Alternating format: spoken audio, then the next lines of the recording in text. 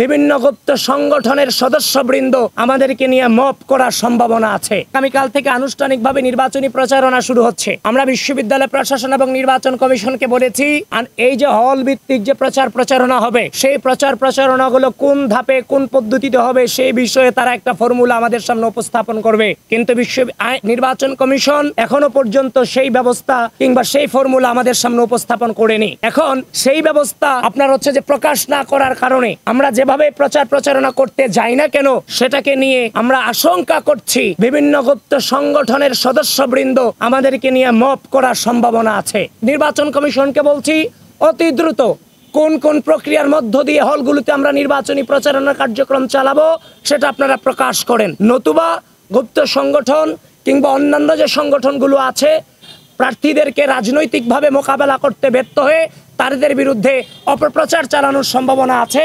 সুতরাং যা বলছি প্রত্যেকটা বিষয়ে যদি লেভেল প্লেইং ফিল্ড দিয়ে নির্বাচন সুষ্ঠু করতে চান এইগুলো সম্পর্কে ব্যবস্থা আপনাদেরকে নিতে হবে। এই যে জামাত ইসলাম এবং ছাত্র শিবির 5 আগস্ট পরবর্তী সময়ে গোটা বাংলাদেশ জুড়ে নারীদেরকে নিয়ে কুৎসা রটাচ্ছেন, বিশেষ করে ঢাকা বিশ্ববিদ্যালয়ের মাটিতে জাতীয়তাবাদী ছাত্র দলের মেয়েদেরকে নিয়ে যে ধরনের নোংরা চর্চা করেছেন, এটা কোনোভাবেই কিন্তু আমাদের ধর্ম এবং অন্যান্য ইসলাম ধর্ম এবং অন্যান্য কোনো ধর্মেই কিন্তু এগুলো জায়েজ এবং স্বীকৃত নয়। সুতরাং ইসলামের নামে নারীদের বিরুদ্ধে যেই ধরনের অপপ্রচার আপনারা 5 আগস্ট পরবর্তী সময় এখনো পর্যন্ত অব্যাহত রেখেছেন, আপনাদেরকে করজোড়ে নিবেদন করছি 5 আগস্ট পরবর্তী সময় আমরা ক্যাম্পাসগুলোতে শ্রদ্ধা এবং স্নেহের সমন্বয়ে একটি সহনশীল সহমর্মিতামূলক রাজনীতি চেয়েছি। আপনাদেরকে আহ্বান করব এই জায়গাগুলো থেকে সরে এসে সহনশীলতার রাজনীতিতে ফিরে আসেন।